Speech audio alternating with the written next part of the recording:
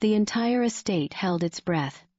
Not because of thunder, not because of screams, but because someone did something impossible.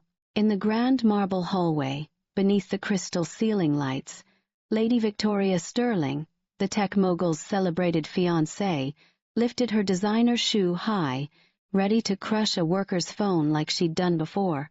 Everyone watching knew what would happen next. The security guards, the kitchen staff, even the estate manager stopped moving. Lady Victoria always destroyed something when angry. Today, she was furious. But then something unexpected occurred. A hand reached down and picked up the phone first. Calmly, firmly, like a wall rising from nothing. It was the new gardener. A woman named Sarah. She'd arrived only 5 days ago. A woman nobody expected to even make eye contact, let alone stand between Lady Victoria and her rage. But there she stood, phone in hand, blocking Victoria's foot. Every worker gasped in shock. "What? What do you think you're doing?" Victoria shrieked, her voice echoing off Italian marble. Sarah didn't step back. Her grip stayed steady. Her face stayed peaceful. And unknown to everyone, the billionaire himself, Mr. David Sterling, stood just beyond the archway, returning from his study. He paused. He heard voices rising. He turned his head slowly. Then he saw it. His fiancée, trying to destroy someone's property. And the gardener stopping her. David didn't move. Didn't speak.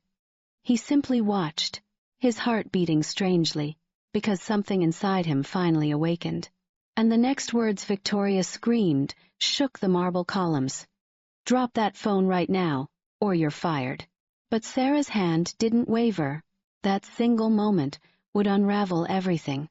3 weeks earlier, everyone in the city knew David Sterling, the young tech billionaire behind Sterling Digital Solutions. People admired him, generous, thoughtful, always funding scholarships for underprivileged students. But fewer people admired Lady Victoria Montgomery. She was stunning. She was connected. She came from old money, but she was also cruel. Deeply, quietly cruel. At the estate, Victoria ruled with invisible terror. She never hit people that would be too obvious. Instead, she humiliated them. She destroyed their belongings. She reported false complaints to get them fired. She smiled sweetly to David while crushing everyone behind his back. The workers endured it because the salary was excellent. They had families to feed, dreams to chase. So they swallowed their pain and stayed silent. Then one Tuesday morning, the head groundskeeper made an announcement. "We have a new gardener joining us. Please welcome her." The workers exchanged knowing looks. Another one. "She won't survive, Lady Victoria. Nobody does." But when the new gardener entered, they were surprised. She was composed, quiet. Her eyes held something unshakable, though she wasn't trying to prove anything. Her name was Sarah Mitchell, and she'd come from a rural community to earn money for her younger siblings' education after their father passed away. Everyone liked her immediately. But they also whispered warnings. "Stay invisible when Lady Victoria is around. If she destroys your things, don't react. Just survive. That's all you can do." Sarah nodded politely. But deep inside, she knew she wouldn't let anyone crush her dignity. She worked quietly, tended the roses, avoided confrontation. Until day 5, when everything changed. It started over something small, a misplaced invitation to a charity gala. Victoria stormed through the estate, screaming accusations. "Someone touched my desk! Who went near my office?" Workers scattered like frightened birds. She entered the staff break room, eyes blazing. She knocked over someone's coffee. She threw someone's bag across the room. She grabbed another worker's phone and raised her heel to smash it. "Useless people, all of you." Then her eyes locked on Sarah, standing near the doorway. "You, new girl, come here." Sarah stepped forward calmly. "Did you go near my office?" Victoria demanded, face inches away.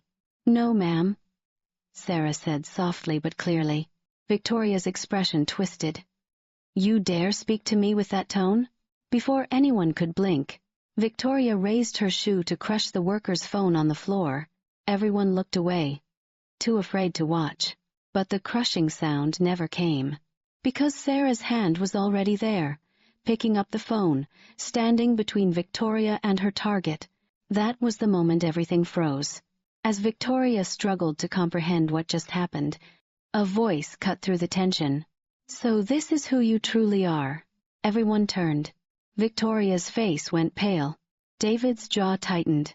Because the voice belonged to Father Michael, David's late mother's spiritual advisor.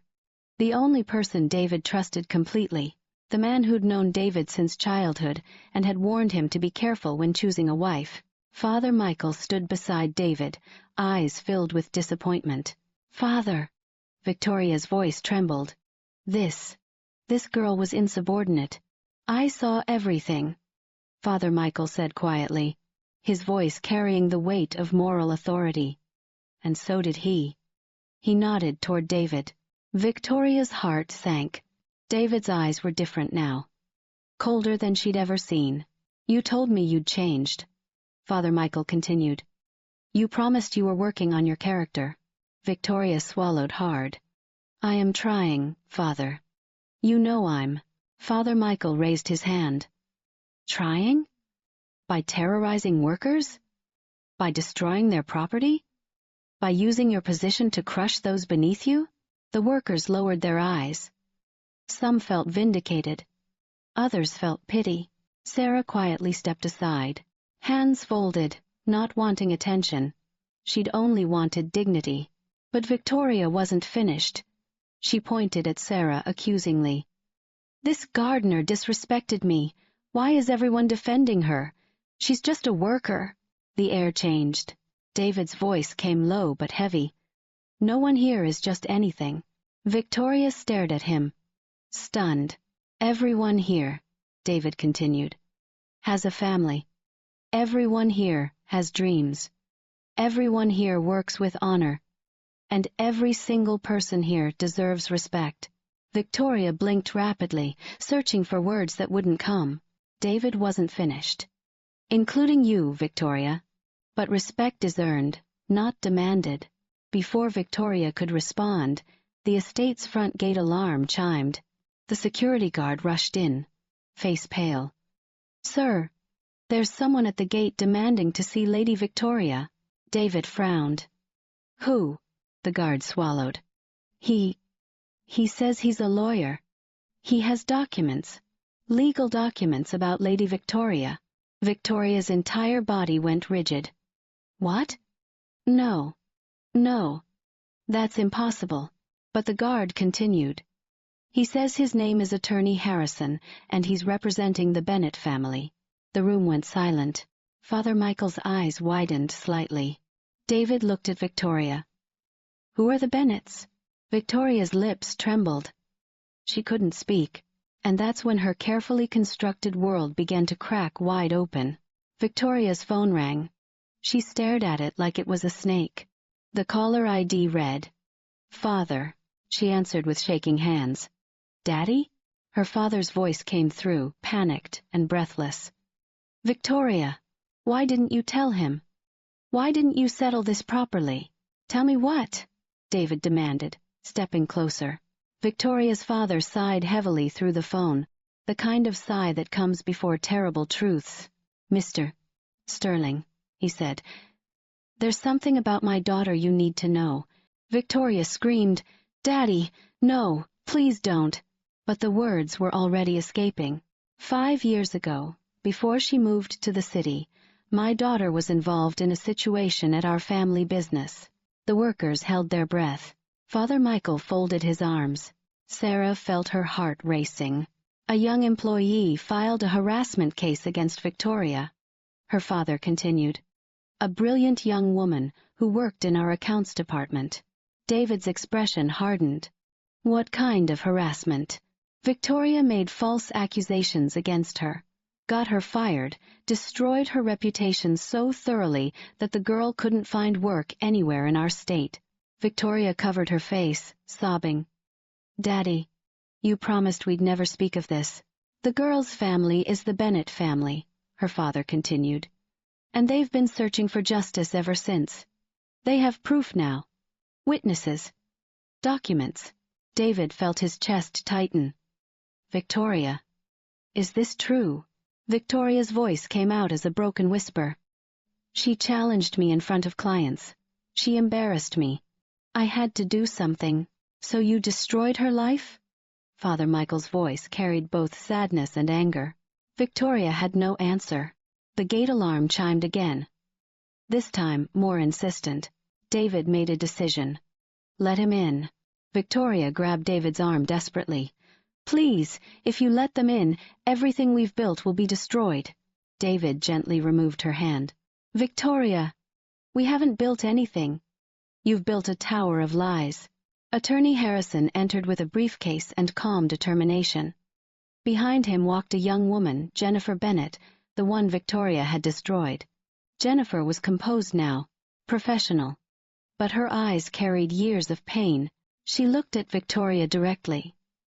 Do you remember me? Victoria's tears fell harder. Jennifer. I'm sorry. I was young. I was insecure. I didn't mean... You didn't mean to ruin my life. Jennifer's voice stayed level. You accused me of theft. You told everyone I was stealing from your family's company. You cost me every opportunity I had. Attorney Harrison opened his briefcase. We have evidence of defamation, wrongful termination, and coordinated reputation destruction. We're prepared to file criminal charges. Victoria collapsed to her knees. Please, I'll do anything. I'll pay you. Just don't. It's not about money, Jennifer said quietly. It's about truth. David stepped forward. Jennifer, I'm deeply sorry for what you suffered. Whatever Victoria owes you, I'll ensure justice is served. Jennifer looked at him with surprise. You're not defending her? How can I defend lies? David said simply. Father Michael placed a hand on Jennifer's shoulder. What do you want, my child? Jennifer took a deep breath. I want her to publicly admit what she did. I want an apology on record. And I want compensation for the 5 years of work I lost. Victoria looked up through tears. I'll do it. I'll do all of it. Please, just don't press charges. But Jennifer shook her head. That's not your choice anymore. The law will decide. As the reality settled, David turned to Victoria one final time. The wedding is canceled, he said quietly. Victoria let out a heartbreaking wail. David, please. I love you. David's voice stayed gentle but firm. Love doesn't destroy others to protect itself. The authorities were called. Victoria gave her statement. Jennifer finally received acknowledgement of what she'd endured. Father Michael prayed for everyone involved. And David stood in the garden that evening, breathing the jasmine-scented air, feeling lighter than he had in months. When Sarah walked past carrying her tools, he called out gently, Sarah. She stopped, turning. Yes, sir? You helped me see the truth today, David said, by simply standing for what was right. Sarah shook her head. I only did what anyone should do. David smiled softly. That's exactly why it mattered. Most people knew what was right. You were the one who acted on it. The evening sun painted the garden gold. My mother used to say, David continued, that the quietest voices often speak the loudest truths. Sarah smiled a genuine, peaceful smile. Thank you, Sarah, David said. You made a difference without even trying. She nodded once, then continued toward the greenhouse. And as the stars began appearing overhead, David whispered to himself, sometimes the people who change everything are the ones who simply refuse to look away. The estate felt peaceful that night. Finally, beautifully peaceful. Thank you for watching. Please like, subscribe, and share if this story touched your heart.